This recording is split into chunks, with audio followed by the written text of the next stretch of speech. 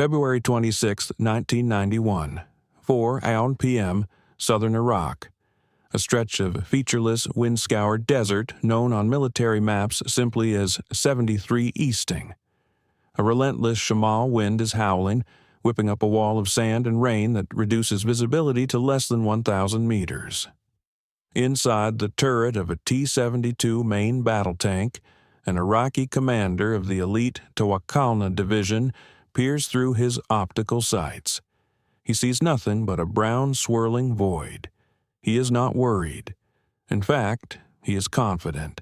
He's sitting inside the pinnacle of Soviet export armor. His unit is dug in, positioned in perfect defensive hold-down posture, waiting to ambush the approaching coalition forces. According to the Soviet military advisors who'd trained his officers for years, the Americans were terrified of casualties. The advisors had assured Baghdad that American ground forces would rely on their heavy M1 Abrams tanks to lead the charge. And, while the Abrams was formidable, the Soviets insisted it was heavy, thirsty, and prone to getting bogged down. But the vehicle the Iraqi commanders were least concerned about was the American infantry carrier, the M2 Bradley. To the Soviet strategic mind, the Bradley was a joke. It was a contradiction in steel. Too tall, standing almost 10 feet high, a towering silhouette compared to the low-profile Soviet BMP vehicles.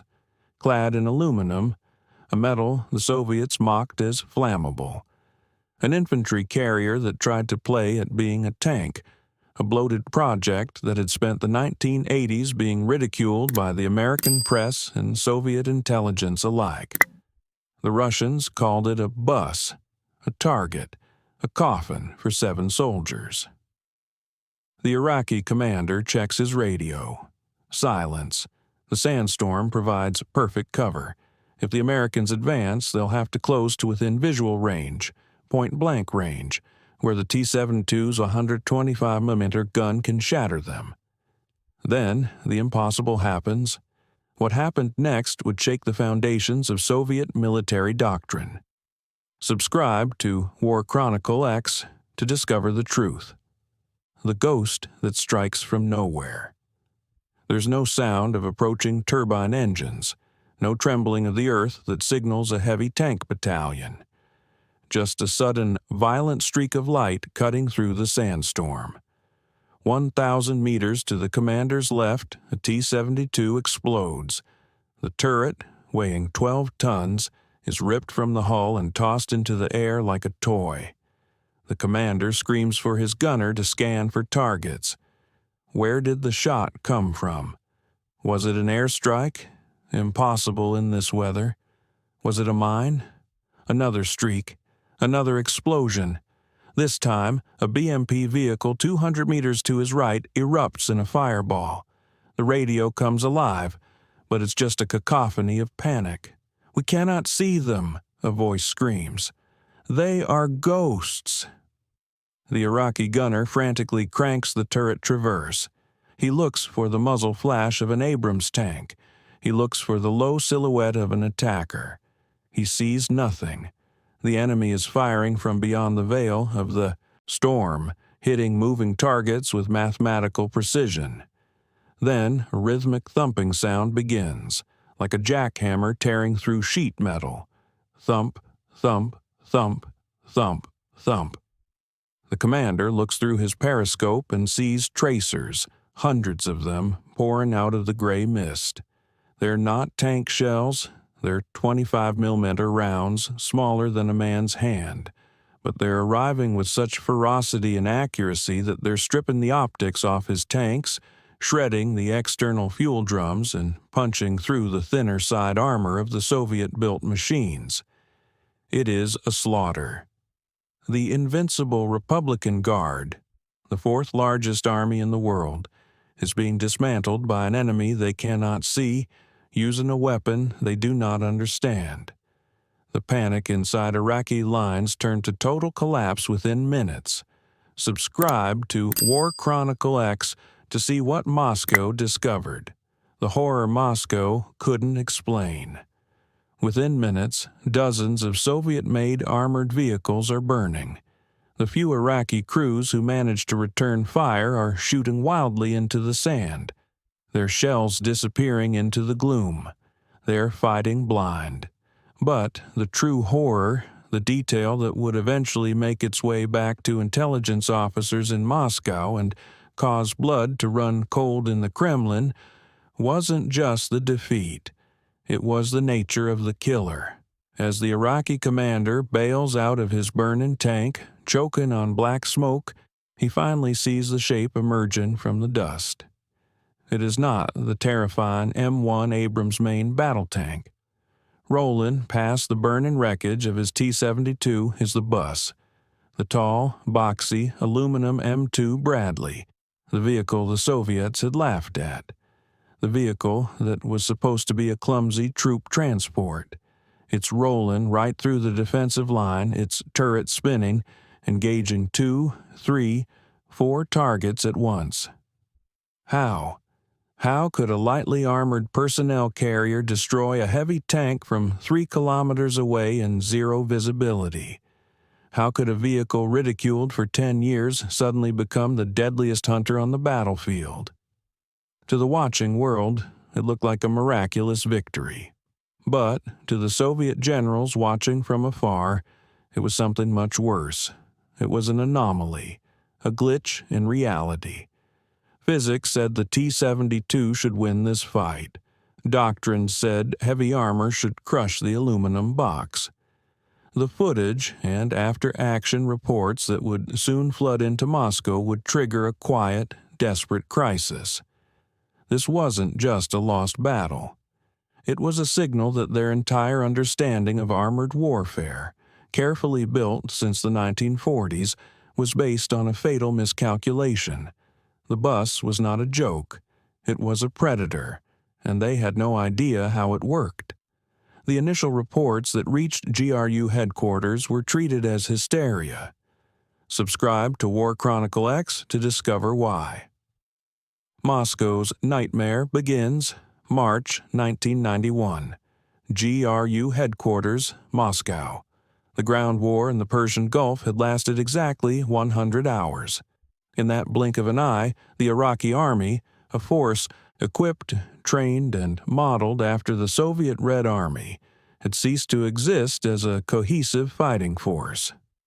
For the Soviet generals sitting in the Ministry of Defense, the sheer speed of the collapse was physically nauseating. They weren't just losing an ally, they were watching a live fire dress rehearsal of World War III, and the results suggested that if the Red Army ever crossed into West Germany, they would be vaporized in days. The scramble for answers began immediately. Soviet technical attachés, officially observers but essentially spies, began the grim work of piecing together what happened in the desert. They needed to know why the T-72 tanks, the pride of the Uralvagonzavod factory, had failed. But as the interviews with captured Iraqi officers and analysis of battlefield debris began to trickle in, a disturbing narrative emerged. The Iraqis weren't talking about the M1 Abrams tank. They were obsessed with the ghost. One interrogation report detailed a chaotic engagement near the Medina Ridge. An Iraqi battalion commander described seeing his BMP vehicles ripped apart before he even knew the enemy was there. When the GRU officers pressed him on the attacker, he described a tall, boxy silhouette. "It looked like a moving building," he said. "We laughed at it. We thought it was a supply truck." The Soviet analysts pulled the files. The description matched only one vehicle, the M2 Bradley. This made no sense. The KGB dossier on the Bradley was thick and filled with American failures. Subscribe to War Chronicle X to discover what they missed. The fatal miscalculation. The Soviets knew about the scandals. They knew about the congressional hearings in Washington where the Bradley was accused of being a death trap. They knew the aluminum armor vaporized when hit by a shaped charge. They knew it was so tall it couldn't hide behind a ridgeline. To the strict materialist minds of the Soviet military, warfare was a calculation of mass and caliber. A tank weighed 40 tons and had a 125mm gun. The Bradley weighed 25 tons and had a tiny 25mm autocannon. In a head-to-head fight, the laws of physics dictated that the Bradley should be scrap metal. So, the investigation turned inward. The generals convinced themselves that the Iraqis were lying to cover up their own incompetence. They theorized that the Iraqis had abandoned their vehicles or failed to maintain their sights. But then the photographs arrived. They were grainy, taken by retreating forces or gathered from international newsreels. They showed T-72 tanks with clean, catastrophic punctures in their turrets. These weren't the massive, jagged holes caused by the 120mm sabot rounds of an Abrams tank. These were small, precise entry wounds that had caused the ammunition inside the carousel to detonate, blowing the turrets clean off. The analysts were baffled. What weapon made that hole? They looked at the scarred armor of the survivors. Some T-72s looked like they'd been attacked by a swarm of metallic locusts. Their optics were smashed, their radio antennas severed, their external fuel tanks turned into sieves. This was the signature of the M2 Ford II Bushmaster chain gun. The Soviets began to run the numbers. They realized with horror that the tiny gun on the Bradley was firing depleted uranium rounds. But even then, the math didn't add up. How did the Bradleys get close enough to use them? The T-72 had an effective range of over 2,000 meters. The Bradley should have been dead long before it could fire a shot. The investigation spiraled into paranoia. Subscribe to War Chronicle X to discover what they were missing. The truth they couldn't see. A faction within the Soviet design bureau suggested that the Americans must have developed new secret armor for the Bradley, something invisible that repelled shells. Others argued the Americans were using some form of electronic jamming that blinded Iraqi gunners. They were grasping at straws, looking for a superweapon explanation. They were looking for a new metal, a new explosive, a new engine. They completely missed the truth, because it wasn't something you could weld or weigh. Soviet military doctrine relied on quantity over quality. They believed that a tank was defined by how thick its steel was. They could not conceive that the decisive factor in 1991 wasn't the steel. It was what was happening inside the steel. The reports from the field kept mentioning the weather, the sandstorms, the rain, the oil smoke. Iraqi gunners using Soviet optical sights were blind. They couldn't see 500 meters, yet the Bradleys were killing them from 2,000 meters away. The Soviet investigators dismissed this as impossible. No optical system worked in a sandstorm. They assumed the Americans had simply gotten lucky, or that they had advanced radar support from aircraft. They concluded that the defeat was a fluke, a result of Arab incompetence and American air superiority. They wrote reports assuring the Kremlin that the T-72 was still superior, that the Bradley was still a flammable bus, and that the outcome would be different if Soviet crews were manning the guns. It was a fatal arrogance. While the Soviets were measuring armor thickness with calipers, they failed to realize that the Americans had fundamentally changed the nature of vision itself. The mystery wasn't a bigger gun. The mystery was that the Americans had turned the lights on in a dark room while the Soviets were still fumbling for a match. The secret weapon inside the Bradley wasn't a gun. Subscribe to War Chronicle X to discover what it was. The glass eye that changed everything. While the GRU analysts in Moscow were chasing shadows and formulating conspiracy theories, The answer to the mystery was sitting in plain sight. It had been developed years earlier, not in a bunker, but in the laboratories of Texas Instruments and Hughes Aircraft. The Soviets were right about one thing.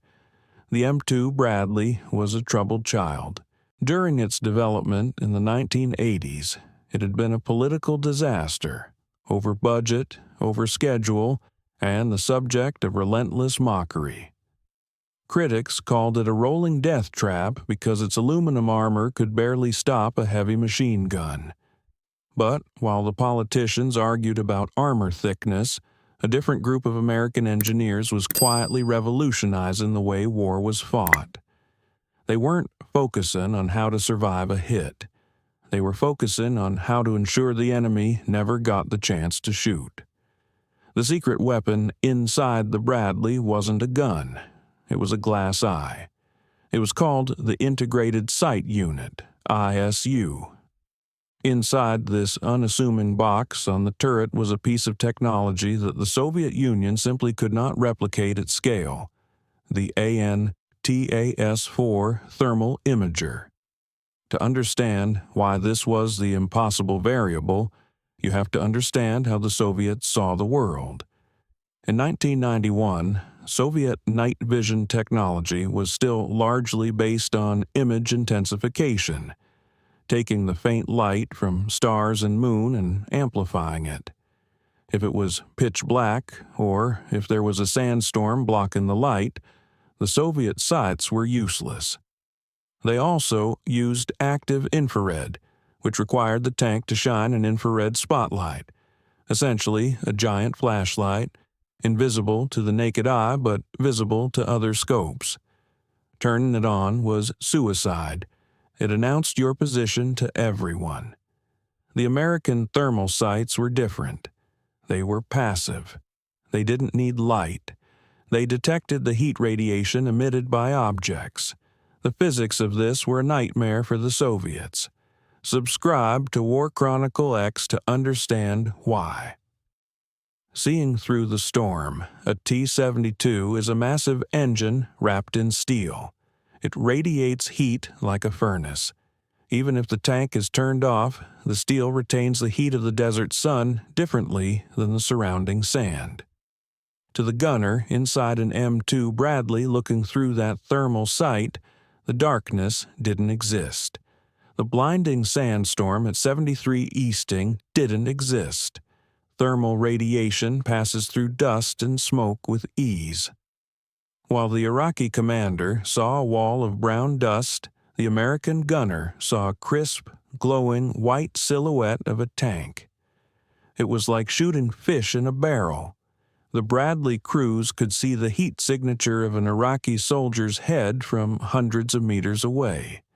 They could spot the exhaust plume of a T-72 from 3 kilometers away. But seeing the enemy was only half the equation. You still had to kill it. And a 25-millimeter chain gun, no matter how fast it fired, could not penetrate the frontal armor of a main battle tank. This was the second part of the American solution, the part the Soviets had dismissed as a gimmick. Attached to the side of the Bradley's turret was a rectangular box that looked like a piece of luggage. It was the tow launcher, tube-launched, optically tracked, wire-guided missile. The Soviets knew about anti-tank missiles, but they viewed them as defensive weapons for infantry. They didn't understand how the Americans had integrated them. The Bradley wasn't just a bus, it was a sniper platform. The Tau missile carried a warhead capable of burning through 30 inches of steel, and because of the thermal sight, the Bradley gunner could guide this missile through zero visibility. He simply had to keep his crosshairs on the glowing heat signature of the enemy tank.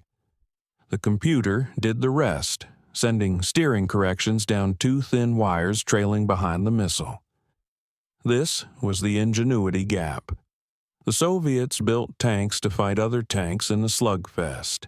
The Americans built a system that bypassed the slugfest entirely. The M2 Bradley was designed around a philosophy alien to the Soviet mind. Subscribe to War Chronicles. Information is ammunition. The M2 Bradley was designed around a philosophy that was alien to the Soviet mind. Information is ammunition. If you can see the enemy when he cannot see you, his armor thickness is irrelevant. His gun caliber is irrelevant. He is already dead. The mystery destroying the Iraqi army wasn't magic. It was the ruthless application of silicon over steel. The Americans had brought a computer into a knife fight, and as the battle raged on, the bus began to rack up a kill count that would eclipse even the mighty Abrams tank. The final tally. The dust eventually settled over the Iraqi desert. The oil fires were extinguished, the prisoners were processed, and the wreckage was hauled away. But in Moscow, the real reckoning was just beginning. For months, the Soviet General Staff had been waiting for detailed after-action reports. They expected the statistics to show a heavy toll inflicted by the M1 Abrams tank and the A-10 Warthog aircraft. Then, the final numbers crossed the desk of the Minister of Defense. The room went silent. The data was undeniable, corroborated by multiple sources and confirmed by the Americans' own published records. The M2 Bradley, the bus, the rolling coffin, the joke of the infantry, had destroyed more Iraqi armored vehicles than the M1 Abrams main battle tank. This was not a statistical anomaly. It was a military absurdity. In the eyes of the Soviet generals, it was as if a fleet of delivery trucks had sunk a battleship squadron.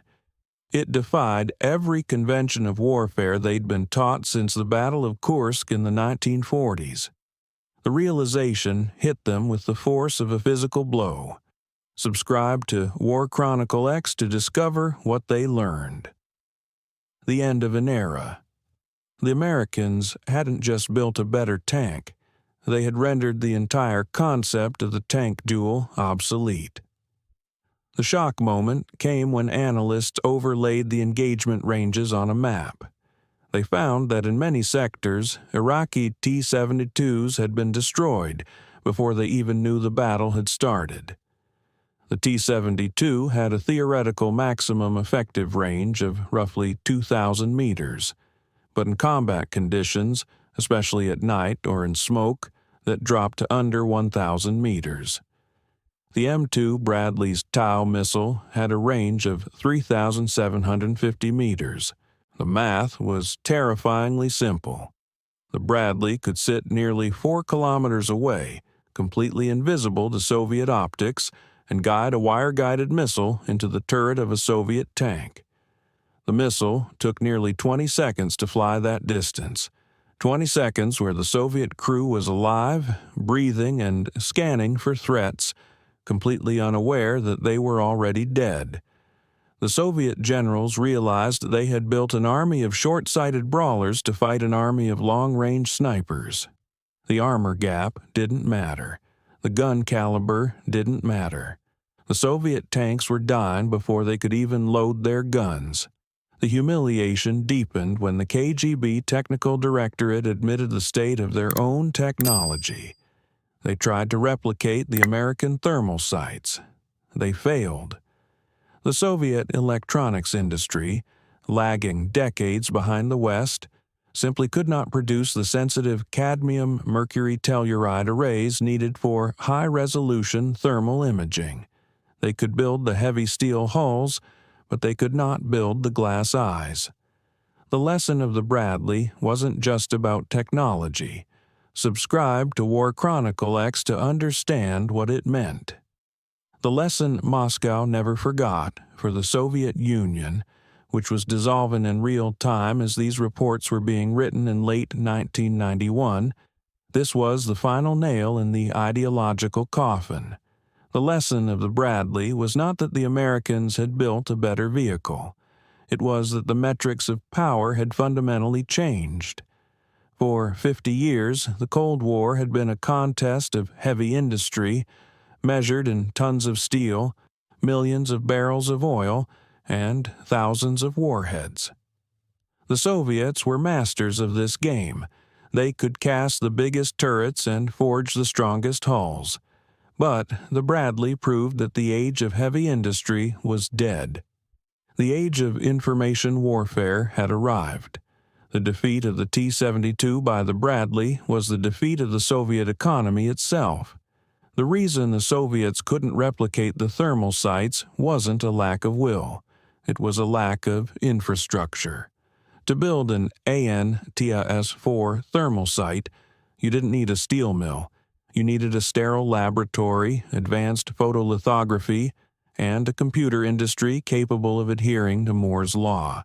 The Soviet Union had spent decades perfecting the hammer, only to find themselves in a war that required a scalpel. They had built a military machine designed to fight the Battle of Kursk over and over again, swarming the plains of Europe with cheap, rugged armor.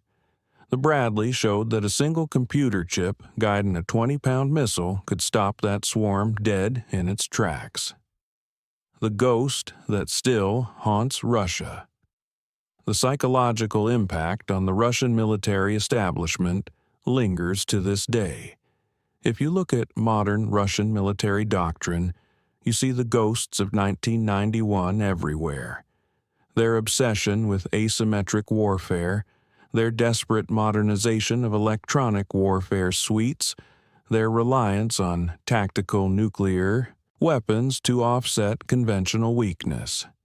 All of it stems from the trauma of watching their invincible armor get dismantled by a troop transport. The M2 Bradley was never a perfect vehicle.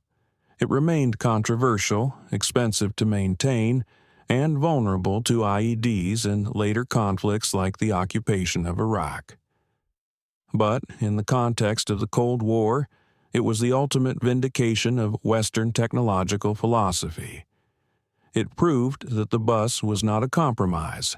It was a chariot of the future. The image that defines an era. As the sun sets on the era of the Cold War, the image that remains is not the mushroom cloud or the marching columns of Red Square. It is that lonely stretch of desert in 1991. Imagine the silence after the shooting stopped. The wind is still howling. Burning T-72s are scattered across the horizon like bonfires, their turrets buried in the sand. And rolling past them, quiet and lethal, is the M2 Bradley. The commanders inside are not looking out the windows. They are looking at green screens, scanning the electromagnetic spectrum, seeing a world the enemy never even knew existed. The Soviet generals had laughed at the bus. But, as history proves time and time again, he who laughs last usually laughs because he's the only one left standing. Join the War Chronicle X community. If this story revealed something you never knew about the Cold War, hit that like a button. It helps us share more forgotten stories that changed history. Subscribe to War Chronicle X to discover the untold histories of technological warfare. From the weapons that looked like jokes to the innovations that terrified superpowers, we bring you the stories that textbooks miss. Drop a comment below. What other Cold War tech mysteries do you want us to cover? Our community spans from military veterans to tech enthusiasts. You're part of something special here. Thank you for watching. Thank you for remembering that the greatest victories often come from the most unexpected weapons. Remember, in modern warfare, the ability to see is more powerful than the ability to withstand. Subscribe to War Chronicle X now and never miss another story that changed the world.